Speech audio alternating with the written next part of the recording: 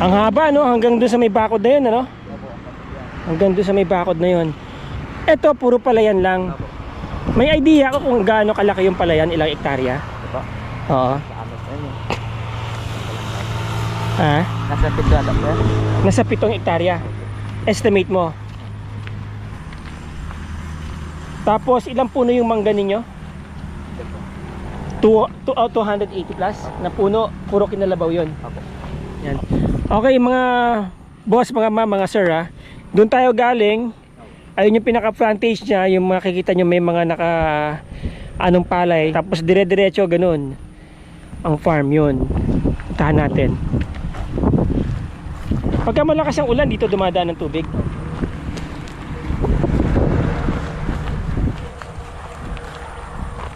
Malaki ang property, ha.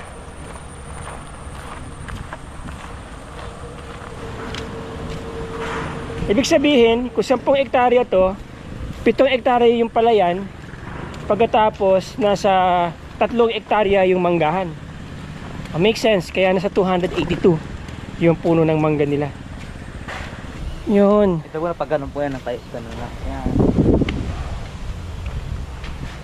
Ganon, tapos iikot na ganon. Okay, paliliparan ko ng drone. Makikita mo naman doon kung hanggang saan. Turo mo sa akin sa drone, ha. Tara, palipad tayo ng drone.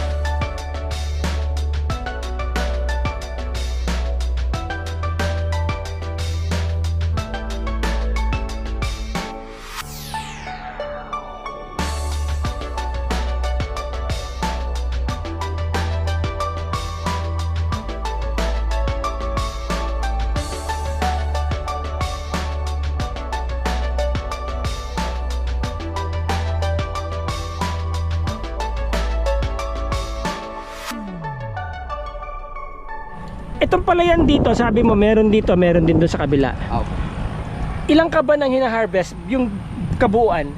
May mga 500 po. 500 kaban na palay Okay. sa isang harvestan. Okay. Sa isang artisan lang. Sa isang taon, pwedeng taniman to ng 2 beses? Kahit po 3 po kung may tubig po yung ano.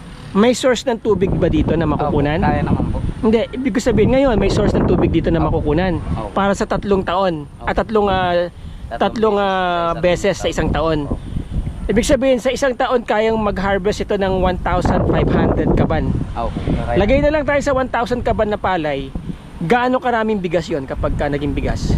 Dami din po sir. Sa tingin mo mga ilan? Mga 800. 20% mawawala, eh, no? So kaya po humarvest ito ng 800 sako na bigas, yung tig 50 kilos, ha, sa isang taon. Pwede bang taniman ng ibang ano to? Ng gulay, let's say pakwan, melon, pagka tag-araw. Pwede naman, di ba? Munggo. Ayun. Ano po talaga? Para merong tinatawag na rotation. Okay. Nice. Ganun pala kalaki ang hina-harvest dito. Opo, tulad na ito. Okay, pupuntahan natin yung isang entry area ng property na to.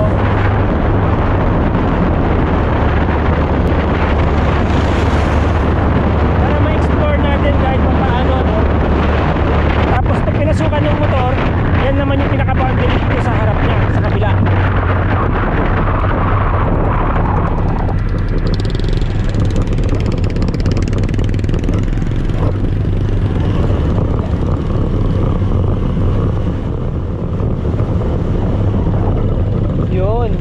So ito, galing po tayo dun sa labas. No, ayan na yung highway. Ito yung bakod na nakita natin sa drone.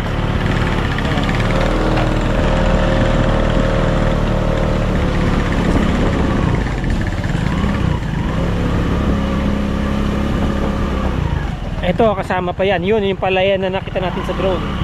Yan po sir. Yan na yun. Yung pag ganun po, tapos papasok pa po doon sa may pader nila po. Papasok pa doon sa kabilang pader. Opo. May pader po yun doon na yun, papasok po konti. Papasok lang konti pa. Opo. Tapos po, sakop pa po yung mga... Tapos iikot yung mga mangga na yun pag ganun. Opo. Ikutan natin. Ang laki ng asyenda mo, bro. Ang gaganda ng mga mangga nila, oh. Napakadaling ano nito. Pagka pinabunga nyo to, hinarvest nyo, napakadaling mamitas dito. Pero hindi daw nila ini-sprayan eh. Ayaw siguro nila ipa-contract spraying. Ayan. Ang ganda dito.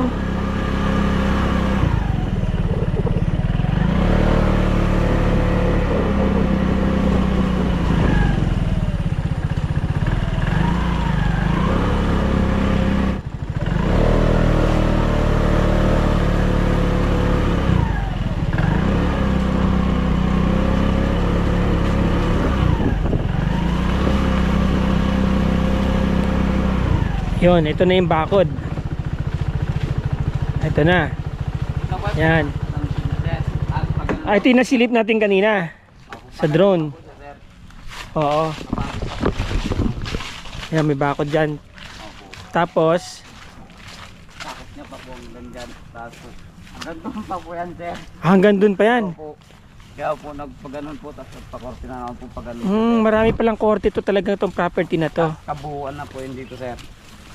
Sakop niya pa po yung mga buo dito. Ito po sir. Ito may kabuhuan na dyan, kasakop niya pa. Kabuuan pa po. Mhm. Na po. Pati itong ilog dito sir, sakop niya pa po yan sir. Natutuyuan yan. Hindi naman po sir. Lagi may tubig yan, masi summer. Opo. May source pala ng tubig dito. Diyan po sir, diretso po. Maano mo na po yan dyan sir eh. Ha? Hanggang dyan po yung Okay lang, sige. alambre niya po. Ibig sabihin dito may source na ng tubig. Opo, mula po dun sa taas po sir. Ano? Hanggang Pag dyan ganun. po sir, yung mga kabuuan na po yan sir. Diretso Oo. na po yan. Diretso yan doon. Opo, hanggang doon po po. Sa may doon. Yung kabilang malinis na yan, hindi nakasama yan. Kasama yan. Okay, hanggang pa ganun. Opo. Tapos yung palayan na uli dito, Palayan no? na po. Tas, yan po sir. Yan po diretso po yan. Ito kasama pa to, hindi na? Hindi po sir. Hindi. Yung kabila niya po palayan na naman po ulit. Kasama nun, itong Opo, property, kasama. yung kabila nun. Opo. Yung may mga kakawati doon. Opo, kasama po yan sir dito. Lahat po yan. Laki. 10 hektarya ba naman?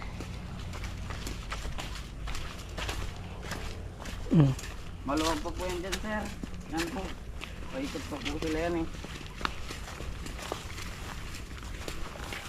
Dito po sir, namumunga lang po, natural lang po. Kung hindi po pinapa-sprayan ng may-ari. Eh di lalo na kung inisprayan to. Opo. Mayroon, Tonelada nga harvestin nito. meron na po yatang 7 years. Hindi po ini-sprayan. Ayun. Pero nung huling spray nito, gaano karami harvest? May ano po, 1,000 po, magkabilaan po. 1,000 kaing. Opo. Okay dito. Tsaka mura po mga boss, mga ma'am, mga sir, mura ang mura ang benta nila sa property. Alright, may ikutan pa tayo, wala na. Diyan pa po. Sige, ikot pa tayo. Ano to? Ano to? Ano to? Kasama ko po yan sir, tangke po. Tangke. Opo, may balon po yan sa gilid sir. May balon dun sa gilid. May tubig yan. Meron po sir. Ibig sabihin may resource na pala talaga ng tubig dito. May nakahanda na palang pagkukunan ng tubig kung sakasakali.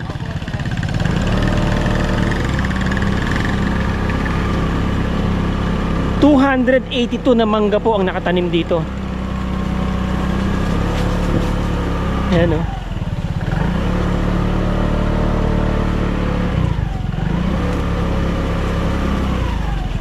Ito yung sinasabi mong irigasyon. Alright, ito yung nakita natin sa drone kanina, itong palayan na to. Sakop po. Sakop niya pa yan. Opo. Yun ang pinaka-boundary niya, yan mga kakawate. Opo. Tapos pumaganon, Opo. umikot doon. Umikot na naman po, diretso na naman po. Diretso na naman doon. Okay. Ito yung hindi natin makita kanina sa drone. Opo. Hindi po makita sa drone. Sabi ko kasi sumakay ka para naituro mo eh. Gani! Lako na! Etong tubig na to, saan ang gagaling to? Diyan po sa irrigation, sir. Tuwing summer, meron din to. Meron din ako ganit. Meron din. Hindi po nawawala ng tubig. Pitawang po sa taas. Diretso dito. Pero ito po, nawawalan po ito ng tubig. Pagka tag-init. Pagkilit wala na araw.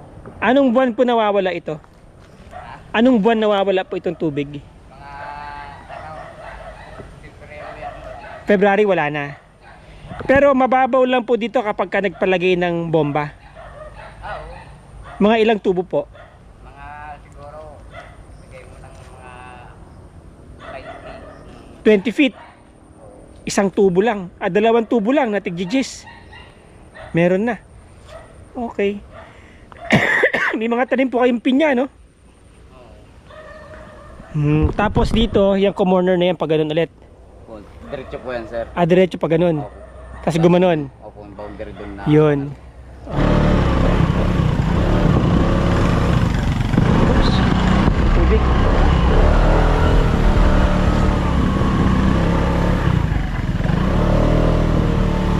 Palaban si Toothless, ah. Okay. Yun. Yun.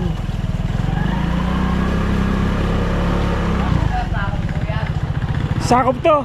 Opo. Kasama to. Opo, pati yung kanal pa po dito, sir. Sa gitna po, meron pa po. May kanal din dyan sa gitna. Ah, ito, kanal, yan. Oo. Magkakapilaan po. Ibig sabihin, may dumadaan na tubig dyan. Talagang may source kayo pala ng irigasyon dito. Meron pala talagang irigasyon dito.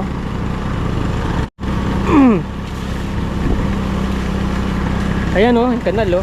Yung irigasyon. Ayan.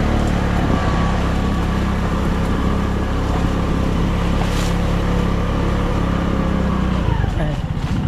Ito na po, pero pinaka-boundary na po. Pagtaas po lahat na po ng kawayan po. Sakot na po natin. Okay. Ito na po. Pinaka-boundary. Ito na yung boundary. Opo. Ito hindi kasama to.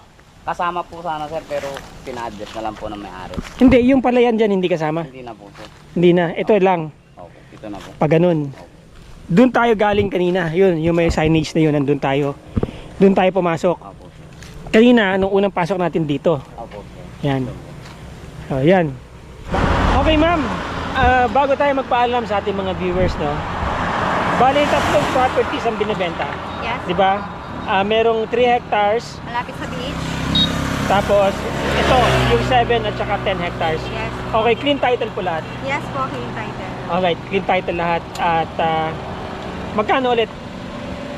Ito pong 7 at saka 10 hectares, 600 per square meter po, Okay. along National Highway. Tapos yung Yun 3 naman hectares, pong 3 hectares na malapit sa beach, 300 per square meter lang po. 300 per square Yes. meter. Mango farm din po yun. Ano mga included dun sa price? Capital gain tax po, syempre po, notarial fee. Yan All po in po. na? Yes po. Alright, mga boss, mga ma'am, mga sir, all in na po yun. Wala na kayong poproblemahin. Okay, kapag interesado po kayo, si Ma'am Message Emeline po ang po-forward ko po kayo kay Ma'am Emeline. Okay. Alright? Thank you. Maraming salamat po. Again, till the next video, mga boss, mga ma'am, mga sir. Ciao!